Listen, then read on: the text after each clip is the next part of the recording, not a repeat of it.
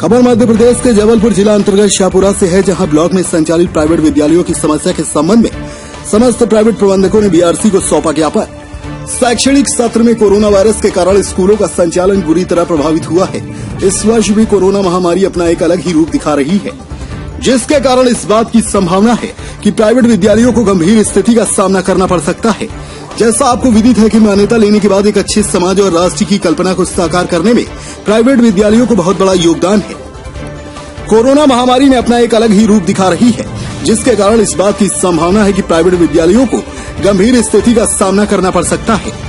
बता दें कि मान्यता लेने के बाद एक अच्छे समाज और राष्ट्र की कल्पना को साकार करने में प्राइवेट विद्यालयों का बहुत ही बड़ा योगदान है, किंतु उसके संचालन में समय समय पर लगने वाले प्रतिबंध और अन्य परिस्थितियों ने संचालकों के समक्ष विकट परिस्थिति उत्पन्न कर दी है, जिसके चलते बीआरसी शाहपुरा को 6 सूत्रीय मांगों को लेकर निजी स्कूलों के प्रबंधकों ने ज्ञापन सौंपा।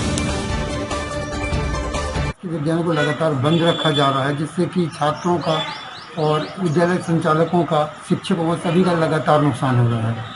और लगातार शासन के द्वारा विद्यालयों को बंद करने से विद्यालयों की कमर ही विद्यालयों की कमर ही टूटी जा रही है, और जिसमें विभिन्न प्रकार के खर्चे हैं जो कि मैनेजमेंट करना पड़ता है, और ये उपलब्ध नहीं कर पा रहे हैं, और ना ही हमें फीस प्राप्त हो रही है।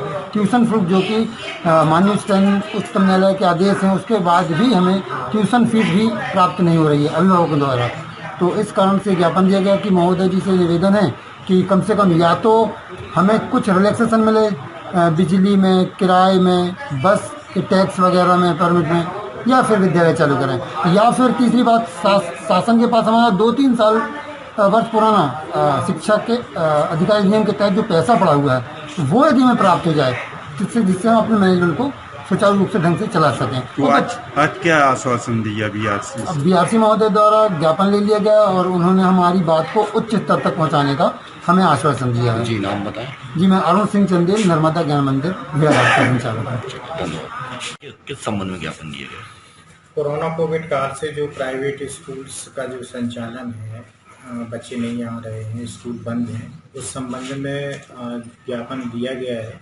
और इस ज्ञापन के साथ में ही कुछ बातें हैं जो शेयर की गई हैं, जो अपेक्षा की गई है शासन से, और उन्होंने ज्ञापन के माध्यम से वो बातें बताई हैं, जिसमें तो पहली बात यही है कि कोरोना कोविड काल से यदि बच्चों का जो नुकसान हो रहा है प्राइवेट स्कूल में, उसके साथ इनका ये भी कहना है कि जो मैनेजमेंट है, जो टीचर्स की पेमेंट है, जो अन्य व्यवस्थाएं हैं, वो डगमगा गई हैं। और जिस प्रकार से किसी प्राकृतिक आपदा आने से सरकार से हमें सुविधाएं प्राप्त होती हैं, वैसे ही हमारे कुछ मैनेजमेंट को चलाने के लिए, बरकरार रखने के लिए, जैसे बस है उसका किराया देना ही पड़ता है, खड़ी लोन देना ही पड़ता है, किस्त देना ही पड़ती है।